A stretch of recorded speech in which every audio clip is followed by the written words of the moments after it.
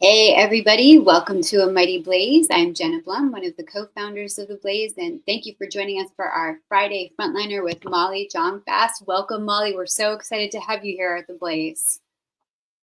Thank you for having me. Yeah, absolutely. It's definitely Friday. We're all ready to go and hit the beach or take a little rest. So we're not going to keep Molly too long today. If you guys have questions for her, cue them up now, fire them up now, because we're going to do a slightly shorter interview than usual.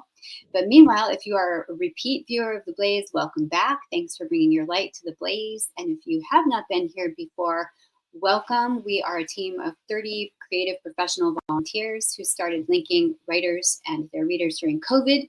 And we are still bringing you your favorite authors and their new books in your living room where nobody even has to wear pants. If you like what you see here, give us a like or a follow on Facebook, on YouTube, on Instagram, on Twitter, which I refuse to call X, on TikTok. We are ubiquitous. Please sign up for our newsletter at www.amightyblaze.com so you never have literary FOMO ever again. No more FOMO. Nobody likes that.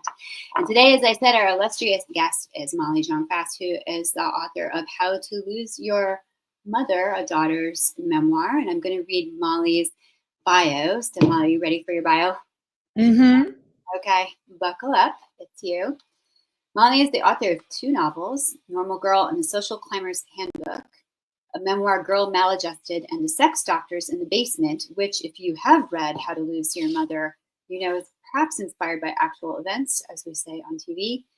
After the 2016 election, Molly pivoted to political writing and journalism. Okay, buckle up, people. Listen to this. She is a contributor to The Forward, The Bulwark, No, Playboy. that's not right. That's not right. No, None of that's right. But it is. I don't know where you got. Yeah, that none of that is right. But I'll give you the. Okay, I'm go a for it. I'm a special correspondent at Vanity Fair, an analyst for MSNBC, and I Yep. host the Fast Politics podcast. So Is that's everything else, yeah, did everything else sort of burn away in the atmosphere? yeah. That all that Okay. stuff is from like a bunch of years ago, but also Okay. not totally correct. But very close. I can tell that you're not writing fiction anymore because I would have been like, that's right. That's all me. Thank you so much. Yeah, this is all Yeah. website stuff. And I have not Yeah, updated my yeah. website for Not 6 years. Those are all things that you have done though. And so most of you won't yeah, even, I've written for some of those places, yeah. yeah, yeah. So, I mean, it is exhausting just reading your excellent bio, but yes. And for those of you who have not already done this, you should follow Molly on the social media sites, particularly Instagram, where I have been her fangirl for many years, and also Thank you. Twitter/X, where she does a lot of political commentary. And like Heather Cox Richardson, I look to you for what is happening today. Can you please collate the Thank you. ridiculous political events of the day and tell us what we need to be thinking about and what we need to be doing? So I would love to talk about that. But first, I want to talk about your Yeah. memoir. So if you wouldn't mind, just introduce How to Lose Your Mother to us in your own words. So, I mean, it was my take on a year of magical thinking, on the year that everything really fell apart in my life and my worst fears all came true. And it's a book that is, it's a memoir about what it's like. And one of the things that's cool about this book, as I went on a book tour and really got to talk to people, was that people really there are a lot of people who are only children or who have parents who have dementia or Alzheimer's who are going through this very same experience. So it was incredibly meaningful to get to connect with people and talk to them about their experience. And I found that, there's just not a lot written about what it's like to have elderly parents. Mm-hmm. And this story resonates with a lot of people. That makes sense, especially for those of us in the sandwich generation who have parents who are getting older and children that you're raising. Molly is Mhm. the daughter of Erica Jong, whom I interviewed on Blaze in 2020, who wrote a book you may know called Fear of Flying in 1973 that I stole from my mom's bookshelf with the famous zipless fuck cover. And she was part of second wave feminism and sort of iconic. And so, How to Lose Your Mother is really the story of not only having a parent who has dementia and coping with this, the logistics of it and the emotions of it, but also how to have a mom when you feel like you never quite had her in the first place. And I'm wondering if you can talk a little bit about what it is like to be the daughter of an icon, like a feminist icon, an author icon, and how this intersects with the story. So I would say this. It is, you know, this is really a story that, well, there are like details that not everyone maybe, there are some sort of fun details personal to my situation. I feel like ultimately it's a very common story that a lot of us have this experience, that a lot of us have had. Um, Parents who they had trouble connecting with, who then became had dementia or couldn't, they couldn't connect with. So that I do definitely think is more universal. Certainly, there were things about my childhood that were different, but a lot of people really are able to sort of see the similarities in it, Mhm. and, I was it's not this is really the story of how, I tried to sort of triage during that very tough year. The book starts with me trying to figure out my mother has dementia, my stepfather has Parkinsonian's dementia, my husband gets diagnosed with cancer, my stepfather does die, my father-in-law dies, my aunt dies. I mean, it's just this, but it's really the story of how you can get through everything, and that is it's not really the story of there's certainly things in there about my childhood, but it's really the story of how, you can really get through anything. Mhm. It is definitely an homage to Didion. I was thinking, and you do mention her in the memoir, but even just reading it, your style is very Didion like. And I was thinking, so struck by the Annus Horribilis that starts with your dog, having the terrible, Yeah. explosion on your bed cover, and then Yeah, going to your grand cousin and mouse for sure. stepmom and your Yeah. aunt, and it's just one of those things where everything happens at once. Do you have hacks and tips for our viewers and readers? Like, how do you white knuckle through that kind of year? What got you through? There it's not you'll read the book and you can relate. The goal is that hopefully you read the book and relate to it and don't and feel less alone. That's certainly part of it, and see that you can do it too. But there were just other things, like I ate a lot of ice cream, I went to bed really early, I didn't make myself stay up late. I did all these sort of small things that helped me kind of stay centered in the world. And all of these things really helped me. There's a great phrase that you mentioned about putting your own oxygen mask on first that I'm familiar with Mhm. from recovery culture. And I'm also struck by the fact that How to Lose Your Mom, you talk about How to Lose Your Mother, you talk about your mom not being sober, which was surprising to me. Like, I imagine that Erica was probably fairly passionate and profligate in many directions, but I didn't know that she had an addiction. And I'm wondering, how do you stay sober during a year like that where everything seems to be falling apart and the center doesn't hold? Yeah, it's a real question, and that's why I wrote the book, is because, I really, really, really wanted, um I really wanted to show that you can, and to sort of show how I did it, and, I went to a lot of meetings, and I didn't drink, and I'm sober 27 years, so I had some muscle memory for that, but it was really challenging. When you were out on tour, it sounds validating. And I know sometimes when you're on an author tour, you become a lightning rod for other people's stories about how, for instance, they're coping with a similar year or putting their parents in assisted living. What was the most surprising thing that you heard while you were out on the road? Um I don't know. The thing that was, I just was glad. A lot of people came to say they related to the experience and they were happy that I was so honest.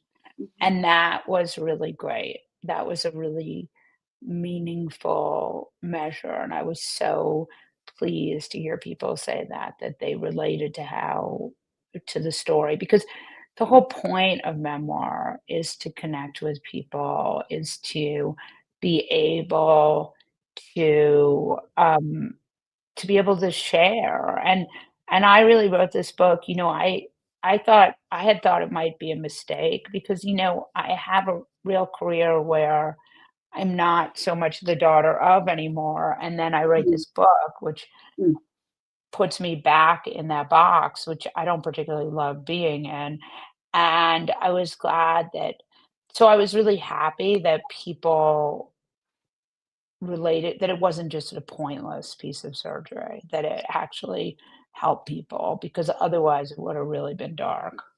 mhm. I know you primarily as a political commentator, but I also knew that you are the daughter of, as you said, and I think of those as two distinct boxes, and maybe that there wasn't a lot of Venn diagram overlap between those boxes. But what did make you think, okay, I have to write this? I have to write this memoir. Because writing a memoir is like showing your underpants. I wrote one also and I found it very disconcerting in some ways. So was it a come to Jesus moment where you thought, this is it, I have to do it? Or was it a slow accretion of things that you then wanted to put down?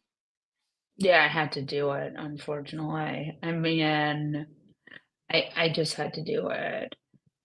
There wasn't any other I just felt like I had to write about it. It was such an important experience.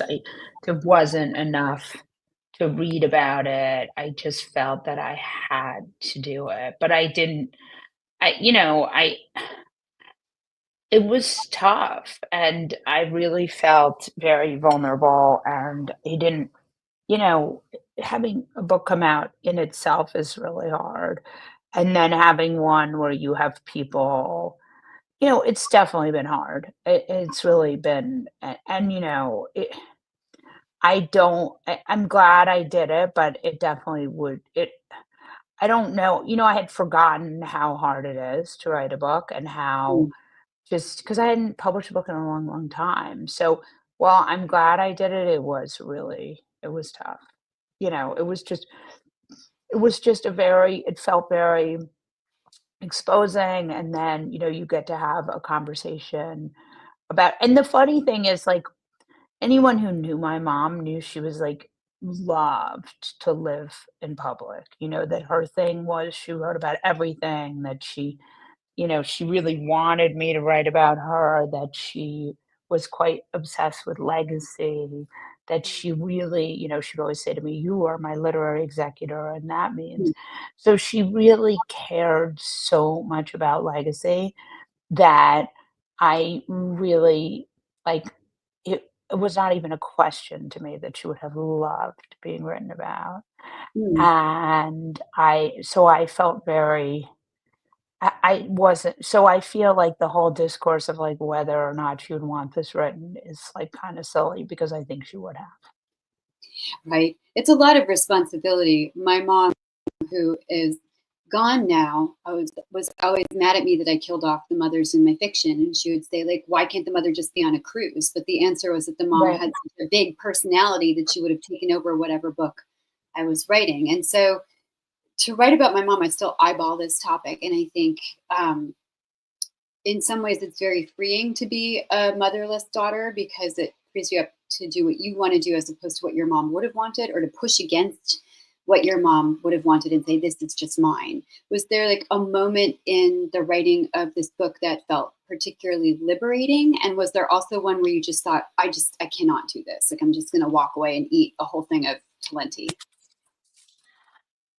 You know, writing a book is I I don't know that I remember it so clearly like that, I sort of just put together what needed to be in there to tell the story in an appropriate way. I don't know that I engage with content that is upsetting every day. So I, kind of classify it all as the same, whether it's my life or American politics. It all sort of goes in that same box of like distasteful. So I don't particularly have And because I do, the thing that I do a lot of different things. So mostly what I'm the most conscious of in my brain is how it's different skills to do different things. So, like, being on television is different than being on a podcast, is different than writing a column, is different than writing a book.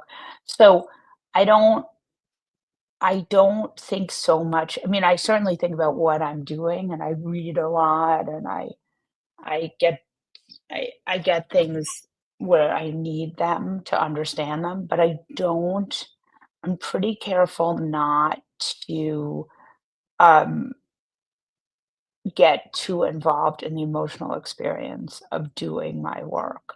I'm more kind of connected with the areas of my brain and how they are different with the different things I do.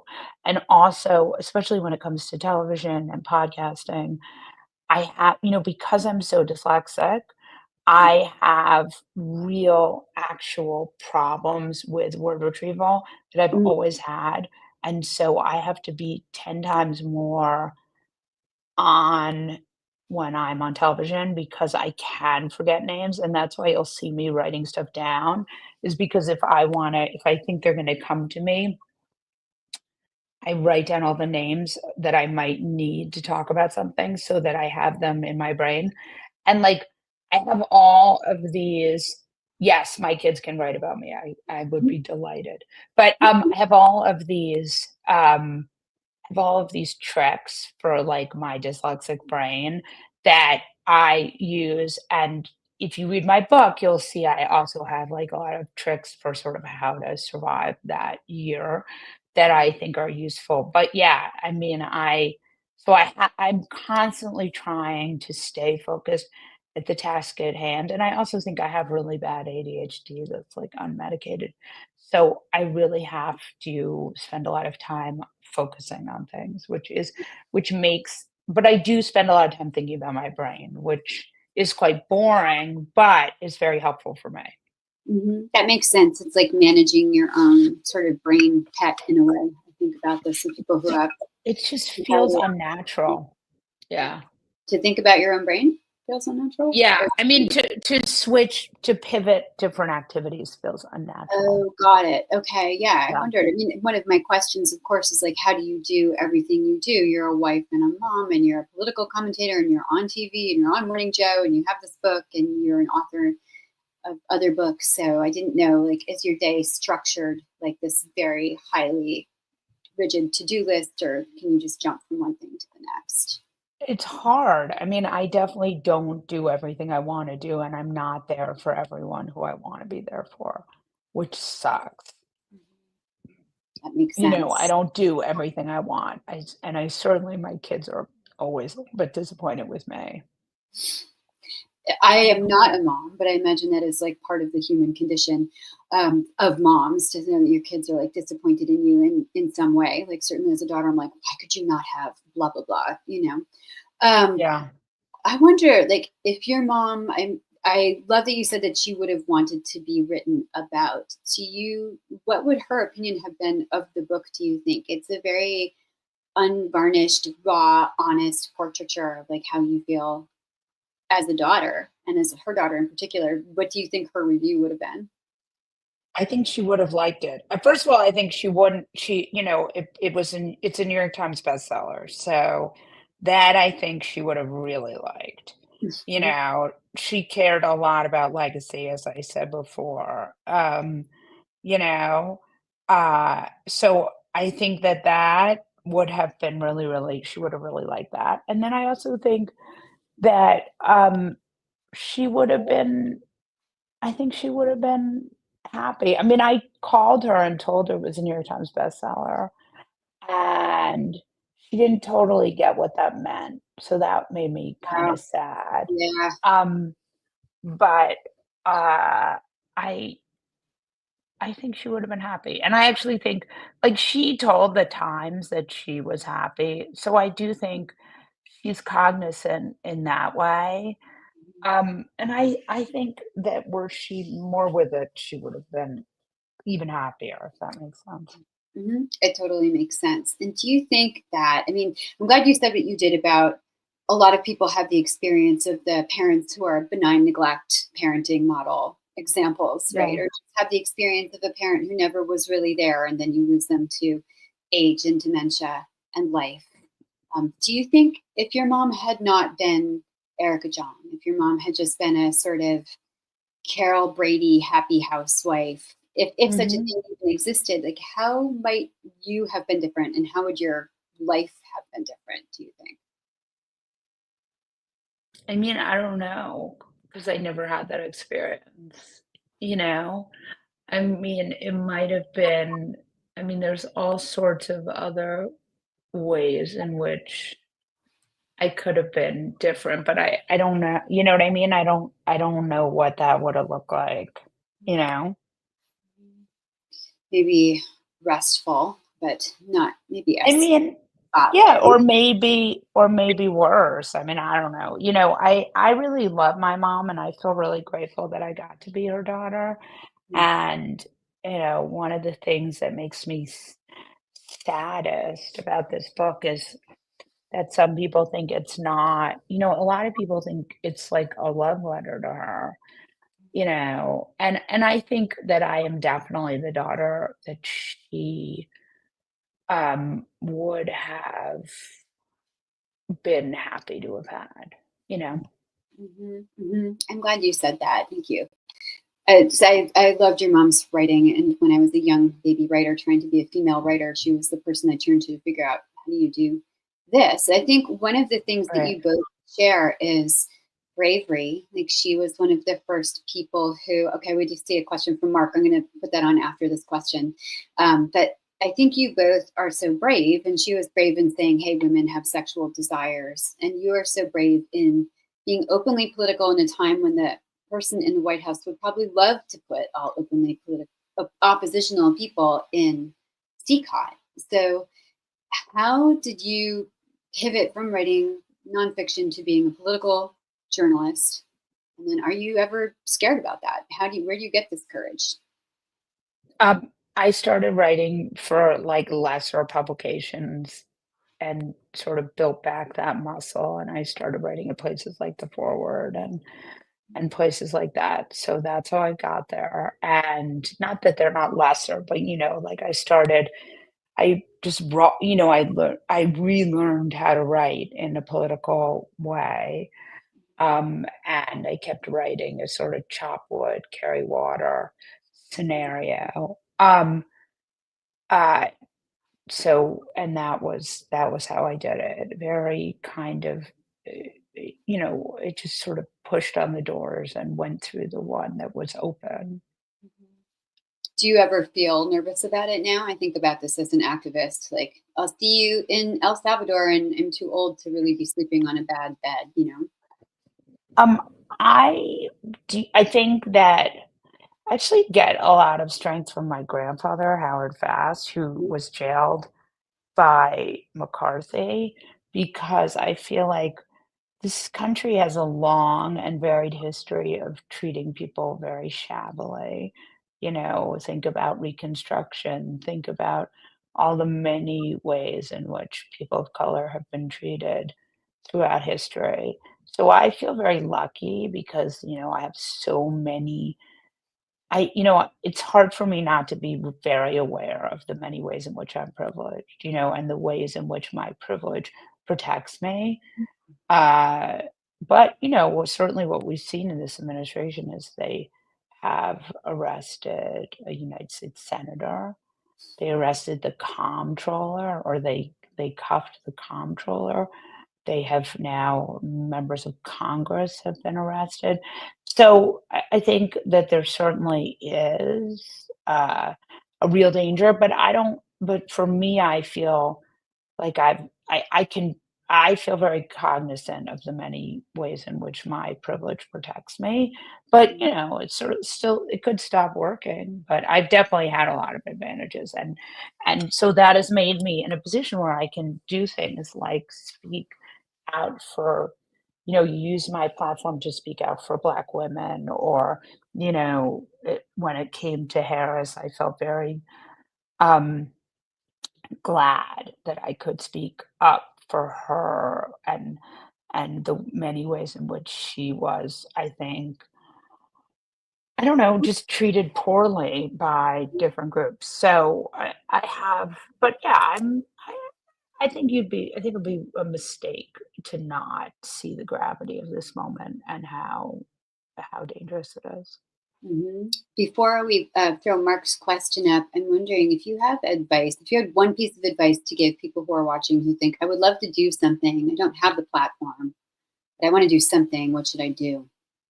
I mean, you should run for office. You should get involved in state level politics. There are not good people there are a lot of electeds who are not good, who are either not good at communicating or Mhm. not good people.